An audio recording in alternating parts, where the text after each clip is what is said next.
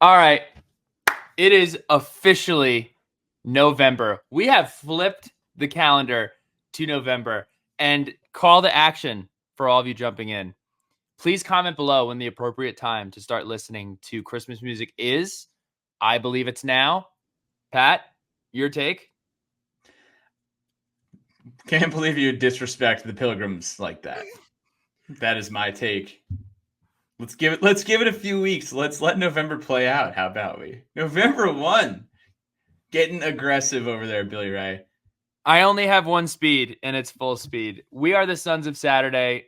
We are here to preview the most important game that Virginia Tech has played in November since 2019. The Hokies are traveling to Louisville for a battle for second place in the ACC. It's going to be tremendous.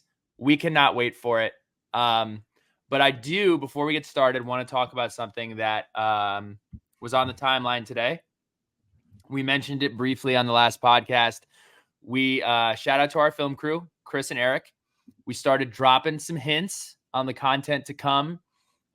We partnered up with the basketball program to help elevate local businesses, national businesses, Hokie-owned businesses, and also elevate our NIL efforts for Hokies basketball. So I do want to say a huge thank you to everybody who made that possible. Eric, Chris, every business involved. You can see if you're watching on YouTube, we did do the recruiting photo shoot. It was awesome. It was hilarious. And yes, look, we knew when we put this out, there would be some needling. There would be some mean comments, but we also knew that most of you are probably laughing at us and laughing with us at the same time. So Pat, I know you had some of your favorite comments that you wanted to share from this. I sure did. We had, and this was after, let's be honest, guys and gals, this was after a long day, a long morning of shooting content. We had Benny's, we had R&R Wellness. We were working with Whitley's Peanuts. Highline, OxBT, Highlane, Chesapeake Center for Complete Dentistry, Benny's Pizza was involved. Roback. I mean, we pulled out all the stops. The Renew and Restore Wellness interview that we did with Liz will be pretty silly. But I will show that. Yes. Sorry for the delay. So we went on Instagram, posted this picture, posted this picture. But the picture that was getting a lot of attention was this picture. Oh, no. That's the fadeaway Billy. But it was funny. Instagram versus Twitter. It's not Instagram versus reality. It's Instagram versus Twitter and the kind of commentary and feedback you're going to receive. Twitter, everyone was mean, or a lot of people were mean, mostly mean. Instagram, everyone was fired up. They said, "You guys are just having such a good time." I clipped a few of these. We'll just show them one by one here. Claire Rooney, congratulations! How exciting! Now Kathleen Finn is the solo NARP Finn sibling. Thank you, Claire. Devin Wilson, this is pure gold. Are you smitting me? Billy Ray Dollar Shave Club NIL deal. When? VT Section 7. You don't Great want this. job. Now do swimming and diving. We may don't have want to that. respectfully and politely decline. Kenny Barnes, Christmas calendar loading. Isaiah Ford, this man shooting a wrong-legged fadeaway. Let's go back to the picture. I suppose he's correct. He is certainly correct. Andy Bucky, in the caption, we did University of Virginia Tech. So Virginia Tech University, get it right. Don't mock our fine student athletes, says Ken's thoughts. Ken, thank you for your comment. And Storm Murphy, this goes crazy. It does. While we have everyone's attention, should we just talk about the Duke story? Should we just put it out there? It's been addressed ad nauseum. I'm happy to talk about it again. Billy Ray Mitchell, I love the Boston Celtics. I have loved the Boston Celtics since I was a kid. And quite frankly, did not necessarily grow up a Virginia Tech fan from infancy, like a Pat Finn. And I love the jerseys. I like skiing in jerseys. I like wearing jerseys when I was a youth into bars and out and about. And when Jason Tatum was taken by the Boston Celtics, I went ahead and I got a Duke Jason Tatum jersey. There is a photo floating around of a picture of me in the middle of the desert wearing it. There it is. This is somewhere in between New Mexico, Arizona, California. Running out of clothes. But look, not a Duke fan. When Virginia Tech plays Duke in any sport, I root for Virginia Tech. But it's a funny shtick. It is a good to lean into it. It has become a good bit. It is unfortunate, though, if that's the only thing you've seen. Oh, Billy Ray, he's the Duke fan. But I got to tell you, it's simply not true. So it's not a tired narrative, but we just want to set the record straight. Yes, records have been set straight. Thank you for that, Pat. Thank you for that platform and that opportunity. So we have football to talk about. Are we kicking this off with a Hokey haiku? I don't think we received any Hokey haikus. No Hokey haikus this week, so we can jump right in to Hokey history. And look, I want to set some expectations about how I'm thinking about this football game. Tremendous opportunity that Virginia Tech has put themselves in to compete ultimately for a really good chance to compete in Charlotte for the ACC championship. That is what is at stake for both teams this weekend. Louisville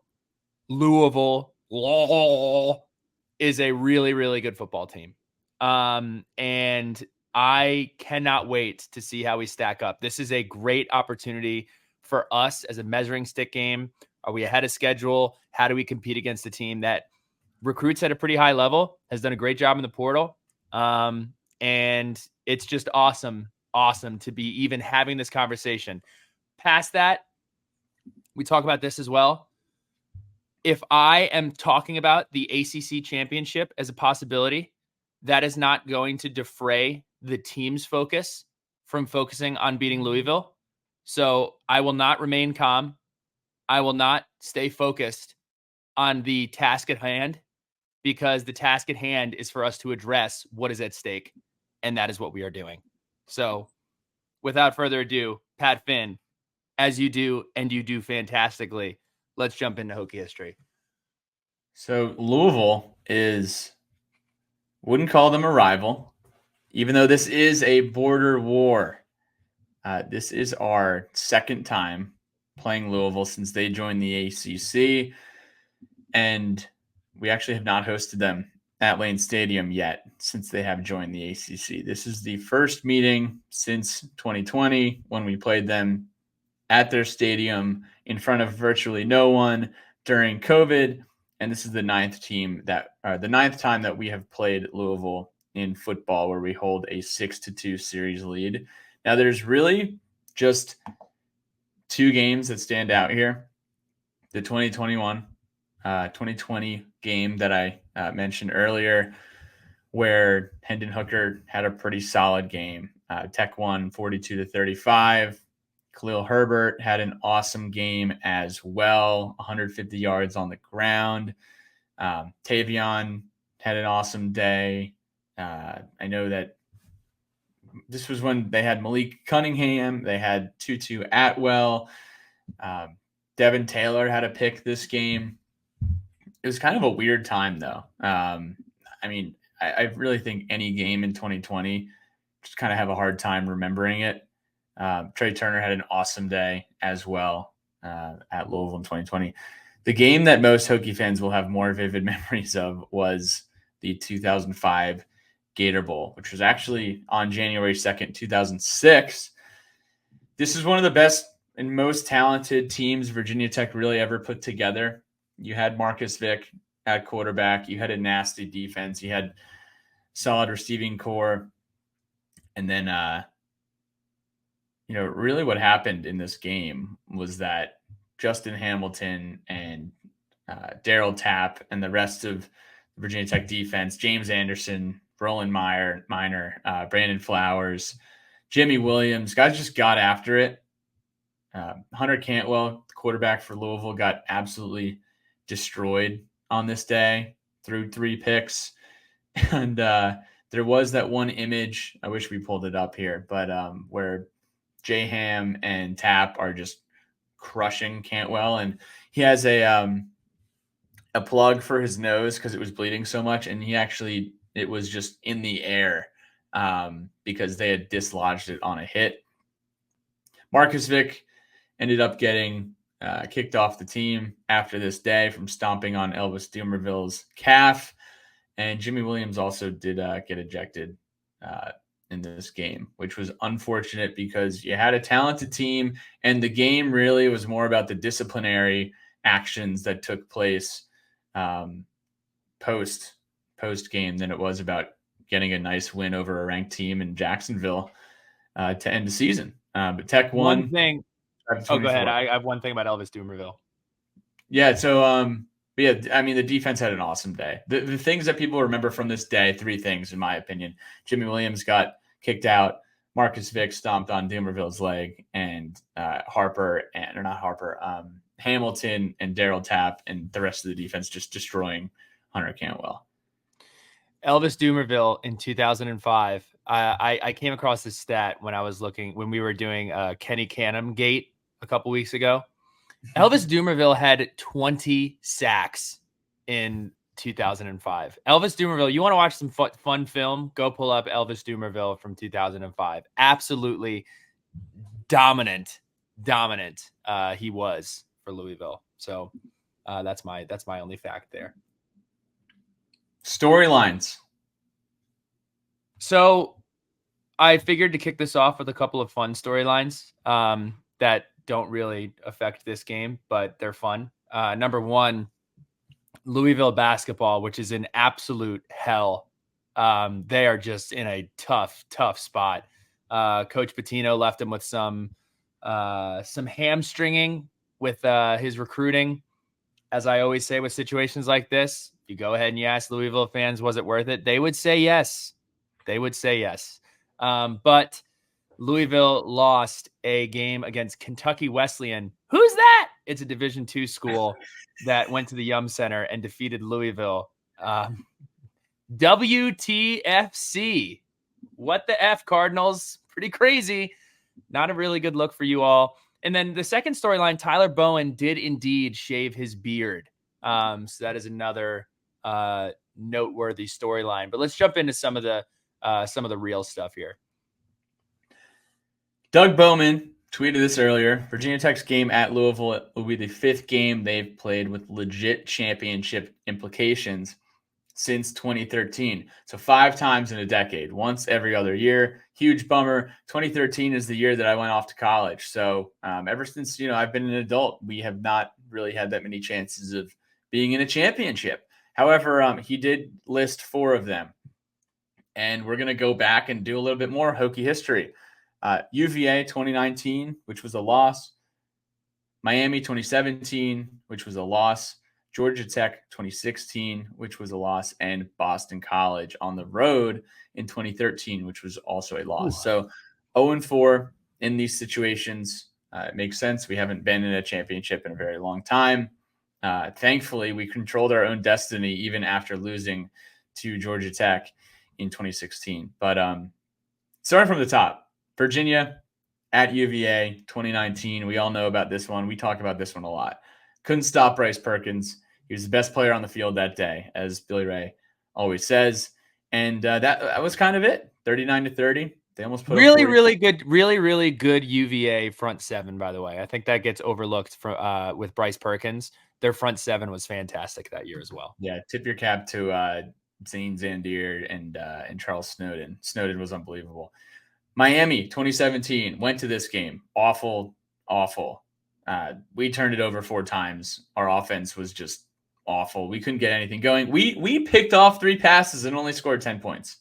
Funny enough, I'd be interested to see what other people think. You said this was like one of the loudest games that you'd ever been to.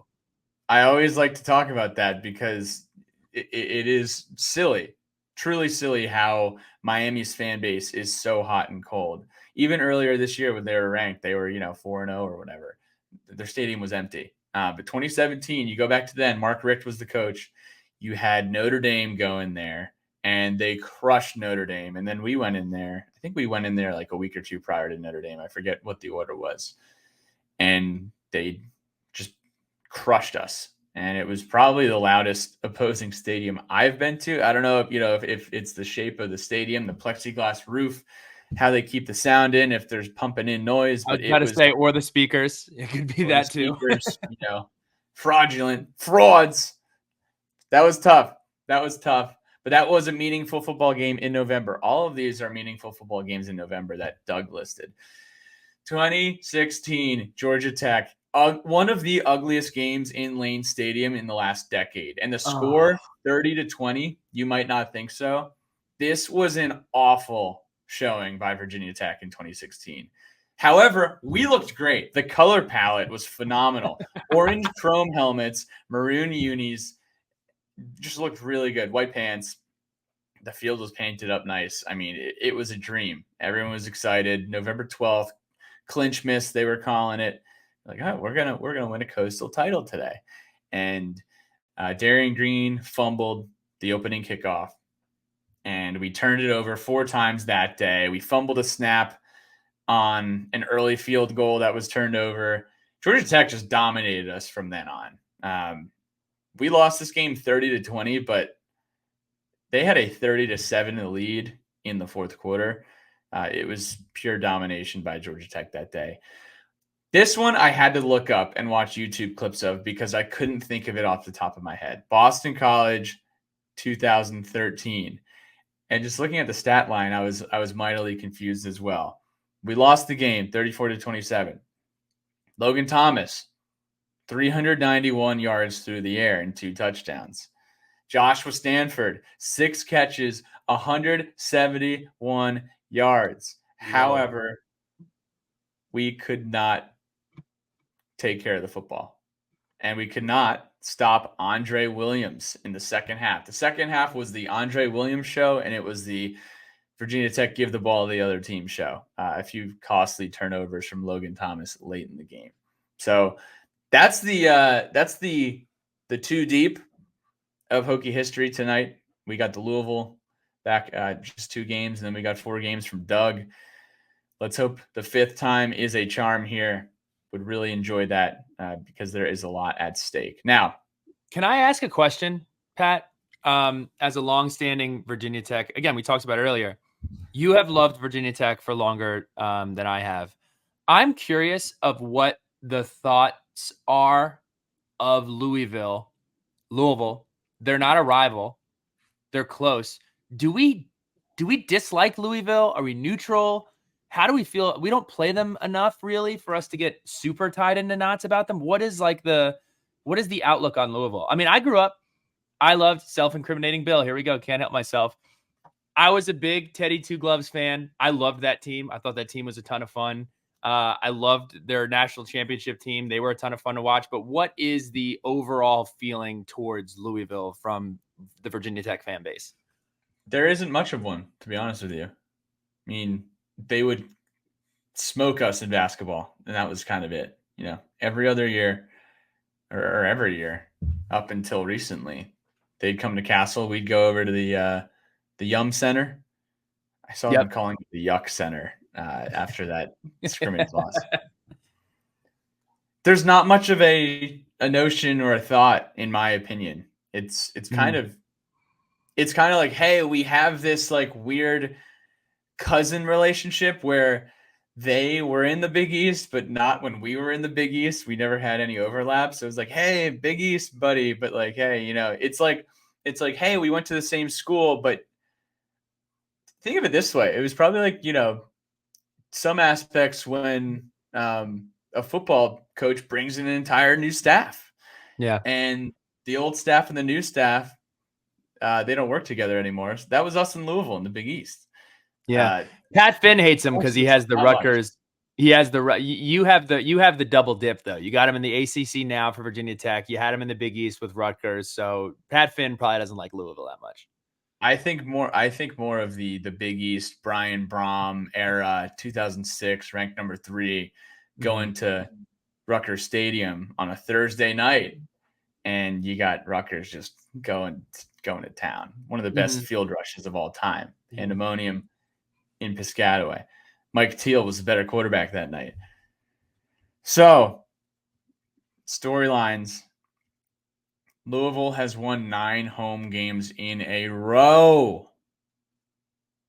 Now, they've won 9 home games in a row. That's impressive. They are ranked in the top 15. That's impressive. Why are tickets for this game $17 on the secondary market? Come on, Louisville. This is me calling out your fan base. Why aren't we showing up?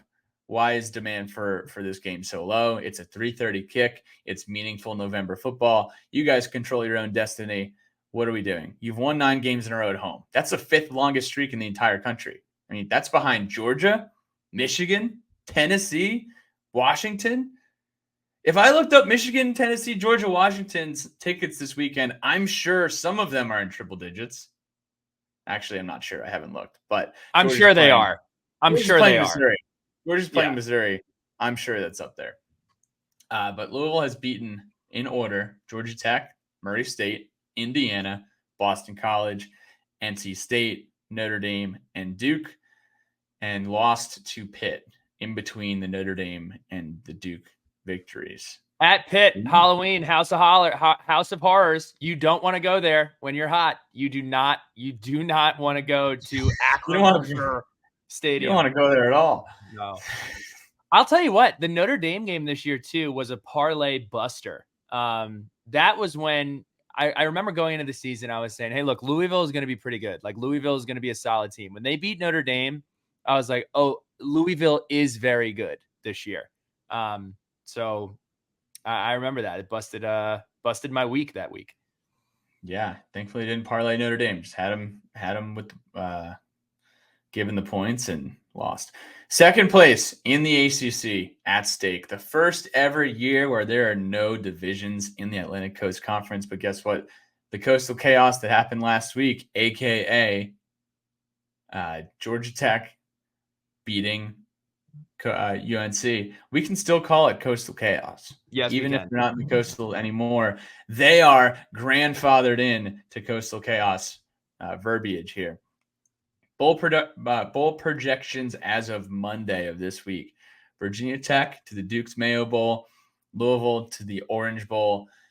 We got to get 6 wins first, so that's all we'll say about that. Some more storylines here. Jeff Brom and Dave Doran. Have you seen a side-by-side of these guys? They look very similar. They may or may not be related. The side-by-side is pretty shocking. They wear the same colors. I believe they're both Adidas schools too. Louisville and NC State, both Adidas schools. But I know you're feverishly pulling this up here. Let's get a side-by-side here.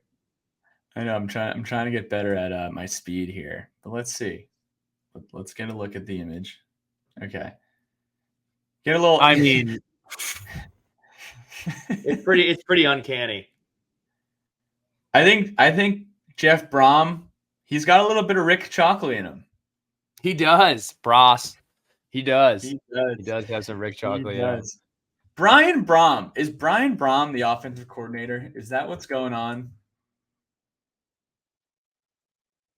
Yes. And is he Jeff Brom's son? No. He is not. He is Jeff Brom's brother. So Jeff Brom must be the older brother. Let's do a vehement confirmation here. Maybe is Jeff Brom the older brother? Wikipedia fingers here, Billy Ray. Yeah. Okay. Yeah. So Brian Brom is a younger brother. Okay. I just wasn't sure because Jeff is 14 years older than Brian. So, but my younger brother, Brian, if I was a head coach, I would hire him as my OC too. So it's 2 Brian references on the pod. That is. Louisville was great in the Big East. They had Teddy B.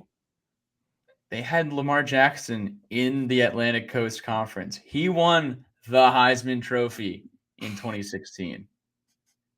2016, awesome year for ACC quarterbacks, by the way. It was. I looked up what Louisville's doing right now on the recruiting trail. And the numbers from 24/7 Sports are not going to blow you away from their last 3 classes. 2022, they had the 50th ranked class, 2 4-star recruits. 2023, 31st, little improvement with 7 4-stars. And then currently they sit at 55th as of yesterday with 3 4-stars that are verbally committed to Louisville. However, the portal numbers from 2023 will absolutely blow you away. Like, hey, with those classes the last few years, where's all this talent coming from? The 2023 cycle, they went out and got 25 guys. Jeff Brom, first-year head coach, he says, listen, let's flip this roster. They do it. 4 4-stars included. And one of them, guess who? Quack, quack. Storm Duck. He's still playing football. Storm Duck still playing football, and he couldn't duck the Hokies this year. Jawar Jordan, who we're going to talk a lot about, their stud running back, was also a portal transfer, 2021 from Syracuse. So that's kind of fun. Could have used him on Thursday. That is true. All right, so we're going to talk about the offense. Let's get offensive, all right? Let's do it. Louisville is known for having an up-tempo, two-dimensional offense. I mean, they threw for over 350 yards last week. 2 weeks against Pittsburgh. Last week, they said, actually, we can't do that because we don't really want to turn it over against this Duke defense, this aggressive Duke defense. They beat Duke 23-0 at home, and it was quite the opposite of the air raid passing attack. It was the ground and pound. They ran for 234 yards on the ground, really tore up a respectable Duke defense last week. Braun wanted to slow down the pace, control the time of possession, and they got up 14-0 early in the first quarter. 2 rushing touchdowns from Jawar Jordan, and they said, hey, we're just going to keep running this thing, and that's what they did. Jawar Jordan, dare I say, elite play, right? I certainly would. He is so talented. 163 yards, 2 touchdowns on 21 carries, 5 100-yard games this year, 110 carries for 824 yards. That's 7.5 yards per carry with 10 touchdowns. He also has 10 catches for 174 yards and a score this year. And the common theme when Hokie fans or anybody is talking about Louisville is what happened against Pittsburgh. 2 things happened against Pittsburgh. Number 1, you had to go to Pittsburgh. Nobody wants to go to Pittsburgh. Nobody should ever go to Pittsburgh and play in Acrisure Stadium. It is where dreams come to die. Number 2, Jawar Jordan, I believe he only had 3 carries in that football game. He got banged up, and that is ultimately, in my opinion, what led to their demise. He is the engine of this football team, tremendously talented. He will be the focal point of Coach Marv and this defensive unit this week. Other offensive stats, other numbers for the data junkies out there. Louisville is averaging 32.8 points per game. That's good for 36 in the country.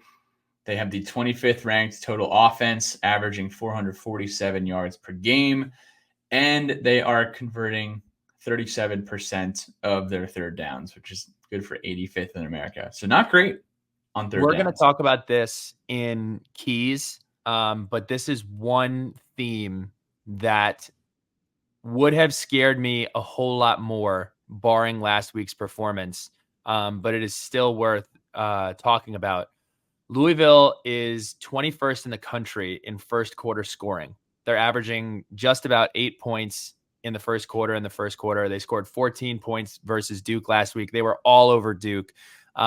So slow starts are not going to be fortuitous in our efforts here in Kentucky. So just something to keep in mind. They have a high-powered offense. They don't screw around. They get right to it. So you don't want to be in a position where you're having to claw back. We see how that goes against the Rutgers, against the Florida State, who once they get up, they can continue to score, and you just don't want to be in that position. Quarterback play. Jack Plummer. I fumbled the bag on the whole Brian Brom, Jeff Prom thing. I'm not going to fumble the bag here. I did the research. Jack Plummer is not related to Jake Plummer. Jack Plummer is a serviceable quarterback. He's a pretty decent quarterback. 143 of 244 on the year for 2,018 yards. He's completed 63% of his passes for 13 touchdowns and 8 picks. I believe 4 of those picks were at Pitt. He only has 3 passing touchdowns since September 23rd. So between September 23rd and when this game is happening on November 6th, 5th, it's almost 45 days, only 3 touchdowns. He's been sacked 17 times this year, and he is not a mobile quarterback by any stretch of the imagination. Pocket passer, has 1 rushing touchdown this year and 18 net rushing yards on the year. So he is not going to beat you with his legs. The stem of this running game runs through Jawar Jordan. You are going to have to make Louisville one-dimensional here. If you want a comp, I got this from our guy, Mike Holmes, Coach Holmes, excuse me. A comp for him would be Hudson Card for Purdue, Jim Drunkenmiller for you old heads out there. But he is not a takeoff and run guy. He'll only do it if it's wide open. But this is a tremendous opportunity for our defensive line, who is, according to the stats and according to the results that we have seen recently, one of the best at getting after the quarterback. You are going to have an opportunity to collapse this pocket against this quarterback if you put him in a position to have to beat you with his arm. Anything that we can do to keep the ball out of Jawar Jordan's hands is going to be paramount this Saturday. But we also got to keep it out of the thrashing machine's hands. Thrash. Jamari Thrash. Is it Thrash or Thrasher? He's an elite receiver. They got an elite back. They got an elite receiver. 46 catches. That is a ton of catches. 712 yards, 6 touchdowns on the year. So, DBU, you know the assignment. It's don't let Jamari Thrash get the ball. Probably the best receiver that we have been matched up against this year, I would say. I mean, I don't think anyone else jumps off the page based on who we have played so far. Florida State has some good wide receivers. Yeah, Johnny Wilson. It was the Johnny Wilson. Yeah, I guess. Let me walk that back. It was the Johnny Wilson show when we thought it was going to be the Keon Coleman show. But I mean, Travis only threw for 170 yards because he didn't need to. Benson was having a day. Just another note about their wide receivers. They have 10 carries this year by their wide receivers. So whether it's an end around or a trick play, Amari Huggins Bruce is the speedster, and he has most of the carries this year on offense. Defensively, pretty good. Louisville had 4 sacks last week against Duke, 6 tackles for loss, but the best stat on here is the no stat. It's the shutout, the donut. They only gave up 202 total yards of offense. Now, was this against an offense led by a completely healthy quarterback? No, and Riley Leonard left the game. But Duke did not pass Louisville's 43-yard line until the final drive of the game. It's the first time that in his tenure at Duke that Coach Elko, blowout is probably a little bit of a exaggeration, but was handled by an opponent. I guess you can call it a blowout. You lose, you get shut out. I don't think anyone isn't calling a 23-0 game a blowout. Yeah, that's a blowout. It's the first time. It's the first time that anyone's really gotten to Coach Elko at Duke, which is shocking to say out loud. Not because of Coach Elko, but it's the first time somebody's gotten after Duke like that. Very, very impressive against a solid football team. They have the 19th ranked scoring defense in America. They're giving up just 18 points per game. and only 303 yards per game, which is good for 15th in the country. Just for those keeping score at home, Virginia Tech is slowly creeping up and getting nestled. We're in the top 25 right now in yards, defensive, the stat specifically is total defense.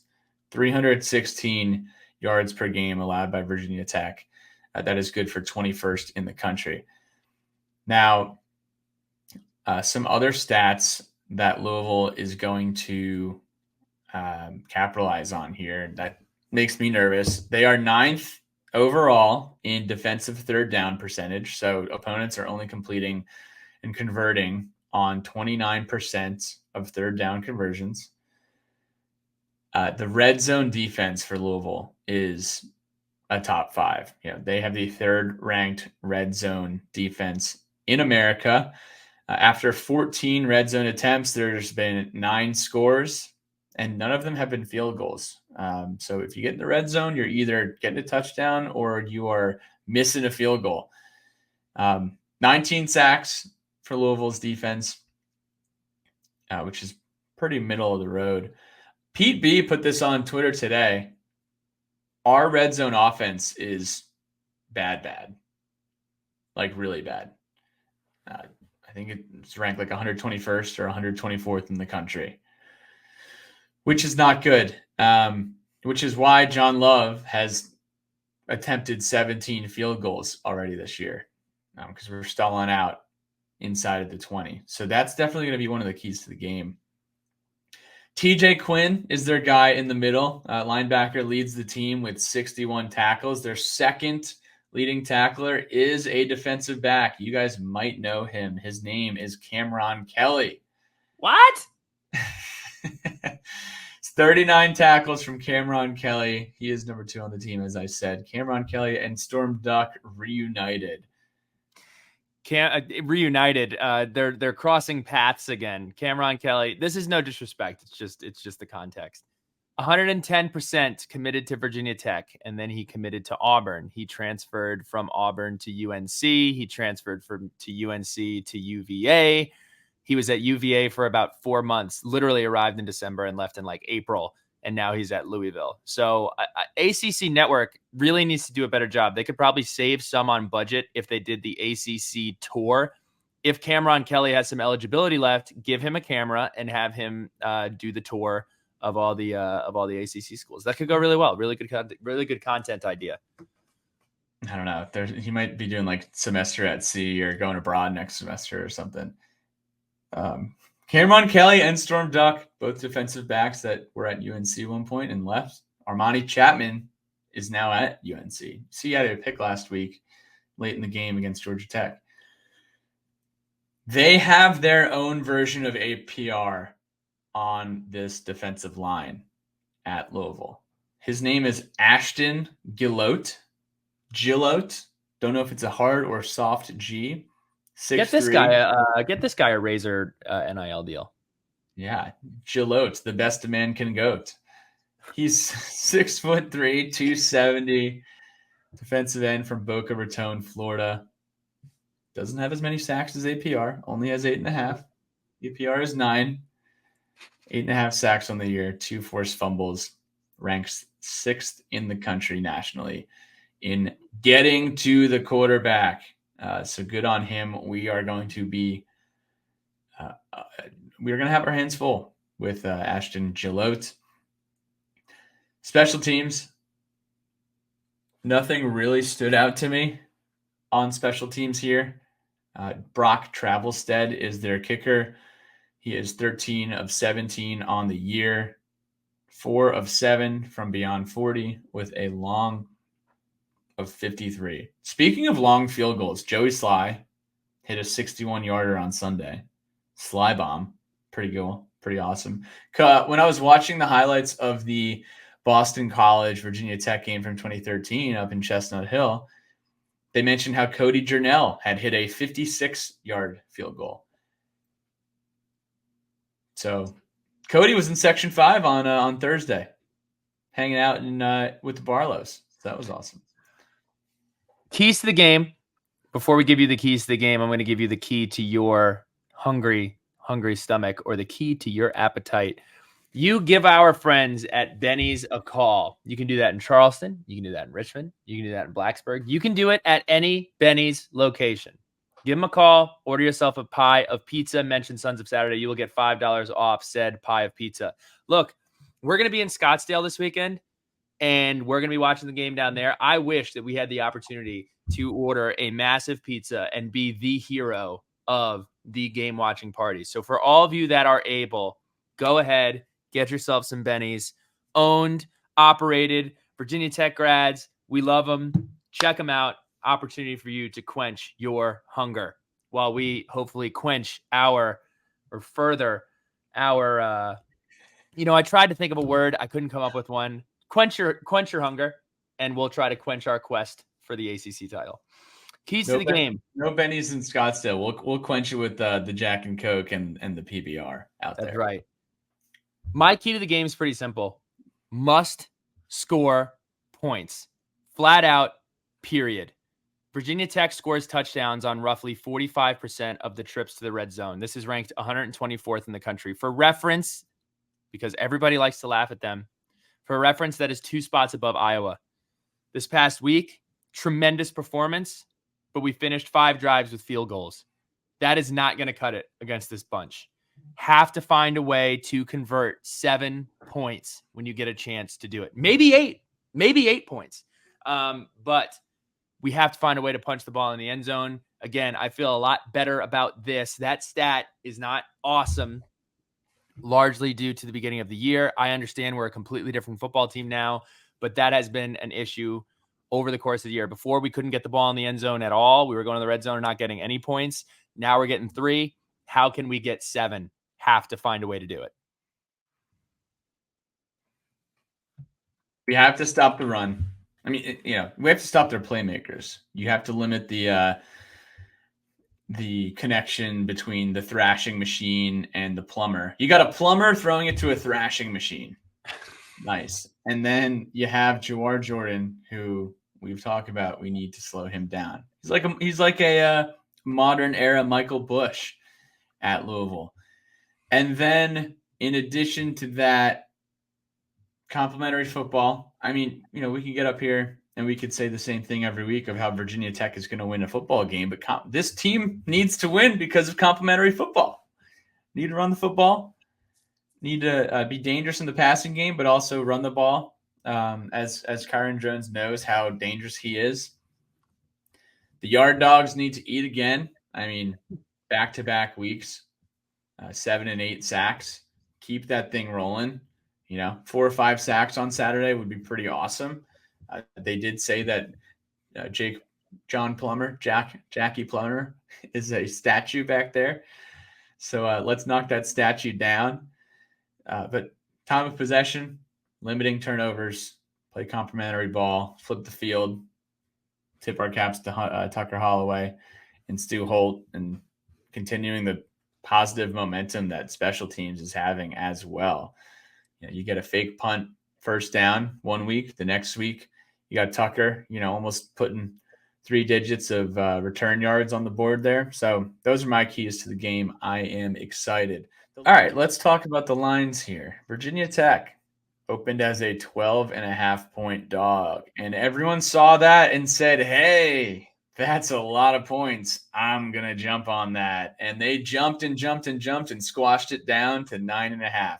The line right now that I'm looking at, Virginia Tech is getting 9.5 points. That seems a little bit more accurate. I saw some advanced analytics predicting a 30-19 ball game, somewhere in that range. The over-under is 48 for Saturday as well. And the money line that I'm looking at, that I've already sprinkled, Virginia Tech plus 280. Get involved if you believe in this team. Get involved. Over under 48. Yeah, I mean, I'm not going to get involved with the over under here. I'm just not a very good over under picker, if we're being honest. Score predictions. We'll start with mine. because mine, it's not necessarily a Debbie Downer. I think that this is absolutely a winnable game for Virginia Tech. Can I ask you a question? Of course.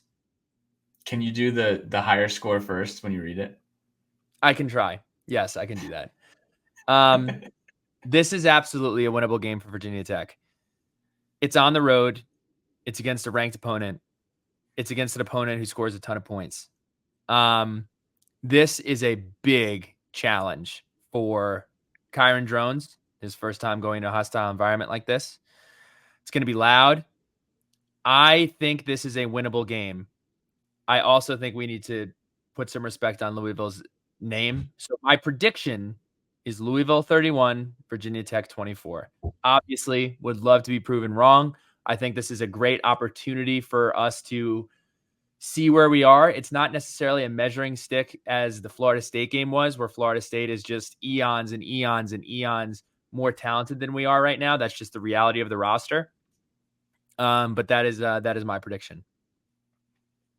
This team has certainly come a long way since Marshall, since Rutgers, since we honestly should just throw the Purdue game away. I don't think I'm that guy. That wasn't fair. That's me right now. I'm going to be that guy. The Purdue game wasn't fair to anyone. But I know that we're going to compete on Saturday, and there are no expectations for Virginia Tech to win this game. There are expectations that Virginia Tech, at the rate that we are playing and the way that we are beating opponents, that we're going to go out there and compete. We only have one common opponent with the Louisville team, and we destroyed them. And I have Virginia Tech winning on Saturday. Keep Louisville under 30 points. Virginia Tech 27, Louisville 26. I don't see us winning this game without special teams or defense putting us in really good positions to score points. Whether it's a pick six, a fumble six, Tucker takes one deep, that's going to need to happen. Need to either win the time of possession battle or come real close, but that's good. What's going to need to happen. So, letters from the lunch pail. We have Hunter McCann. What do you think the Hokies will do differently to catch the Cards off guard? So I did not have a chance to ask them. But you had a good tweet though earlier in the week about what to prepare for. That's true. So I'll go ahead and pull that up if I can get it readily available. But Virginia Tech has done such a good job these last couple of weeks of making teams have to prepare for so many things. I mean, this week for Louisville, they need to cover fake punts, reverses, misdirection pulls, power tosses, toss pass.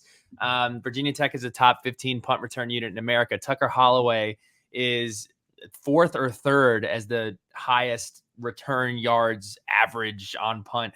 They have a lot to prepare for. Very different than I guess I can call us one-dimensional Hokies that we saw for the first 3 or 4 weeks of the season. So I don't know what we're going to throw out there. We have pulled out a different wrinkle every single week since this win streak has this hot streak has started. So I'm looking for more of that. I'm interested to see what we do regarding the box on defense. Are we going to go all out and try to stop Louisville from running the football? Could we see a couple guys with their hands down on the ground more than we normally see? Could we see, I don't know. That would be what I'm most interested to see, is what Coach Marv dials up to try to slow down this high-powered offense. Man, I'm having a tough time. But I'm excited to find out.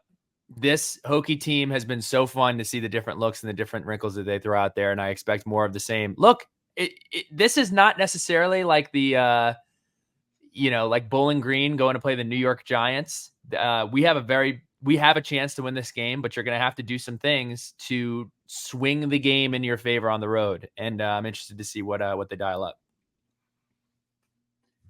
Sharkies, shoutouts.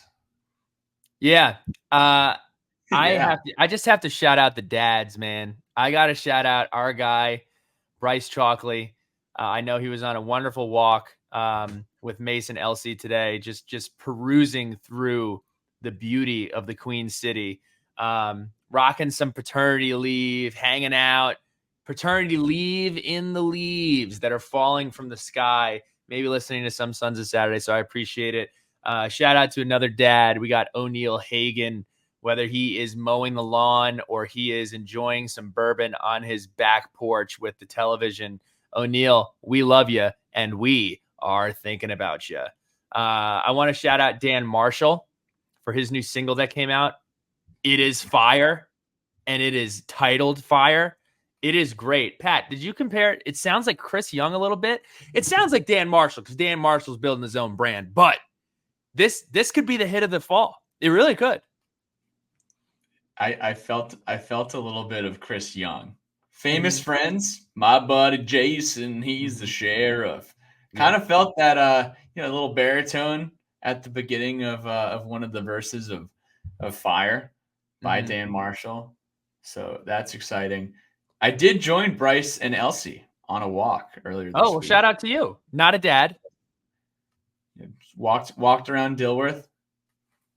Just a great neighborhood. A lot of foliage. Why don't you do this because I want to have a discussion after this. But this is crucially important. This is crucially important. And guys, gals, continue to listen on Spotify or whatever Apple Podcasts. But also, if you're watching on YouTube, we do have to acknowledge a few things about this picture here. This is the Roback pick. This is the Roback pick of the week on the podcast. Our guy, Will Lawler, who's pictured there in the quarter zip, the charcoal quarter zip, finally got to meet him after a year plus of working with the Roback team and got to see the rest of the team as well. And that was awesome. But definitely check out Roback's collection. They have the Berg, which is the maroon quarter zip that you see Billy Ray wearing here. And they have the Commonwealth, which is the Virginia state themed polo that Ed and myself are rocking in this picture. You can't see it because it's not zoomed in, but if you zoom in, there are little tiny Virginia emblems on the shirts. I am sure you guys have seen these all over Virginia Tech on game day this fall. Look at the foliage in the back too. Unreal. Nearly impressive. The sunset on Thursday night prior to game time was nothing short of majestic and spiritual. It was great. Wow. I thought you were gonna chime in and agree with me. It was. I just wanted to see what adjectives you used. Yeah. Also from the tailgate, this guy. Who is that? Help me identify this guy, please, because we want to have a lot of fun at the next tailgate, the NC State tailgate. And this guy, Guy Fieri Hokey, because he has the Guy Fieri, visor and hair. I believe his name was Dave, and he was crushing it on the grill. He let me have one of his brats, which was phenomenal. This guy, and again, I do apologize if you're not watching the YouTube, but get hip to the YouTube because it's great. This guy was crushing the guitar. And I said, hey, I would love to sing a song with you. And he says, what do you want to sing? I'll let you know if I can do it. And Feathered Indians was the choice. And me and my guy got up there and rocked it. The mic wasn't super sensitive. He's like, you got to eat the mic. You got to eat the mic. I'm like, damn, you sound like Billy Ray, but the opposite because I eat the mic too much on the pod and cause audio issues. But had a great time at the tailgate, as we always do. So I think those are my two shout-outs. You got anything more before we set sail to Scottsdale tomorrow? For the folks who go to Louisville, have fun. Enjoy. Yes. And thank you for showing up on the road. I know this would have been a more highly considered road trip from us. But, we got to show out for our boy our boy Griff out in Scottsdale. I know that if we win on Saturday, there's going to be a lot of Virginia Tech fans in Boston that are just like, you know what? Let me just do it. Let me just go. I'm just going to go. Two things before we leave. Number one, should have mentioned this at the top, but rest in peace to Bob Knight. Bob Knight passed away today. Absolute legend, absolute icon in the college basketball world.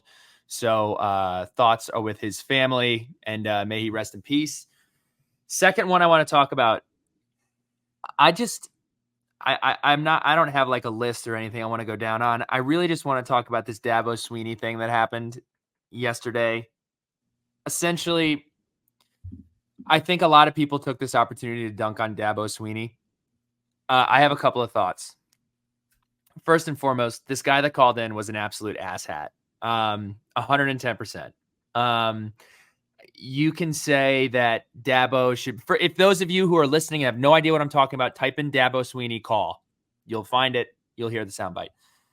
I understand saying, he should rise above it. He should be above this. Look, if you call in counting somebody's pockets and, just kind of blabble on about a bunch of stuff that doesn't make a ton of sense. At the end of the day, Dabo Swinney is and has been one of the most successful college football coaches in the last decade. What he has done, coming from assistant coach, rising to coach that nobody thinks can do anything, winning national championships, competing against the best of the best, the Georgias, the Ohio States, the Alabamas of the world, and really putting that program on a pedestal. I think specifically at Virginia Tech, a lot of people don't like him because he has beat up on Virginia Tech. You're probably seeing that across different ACC schools.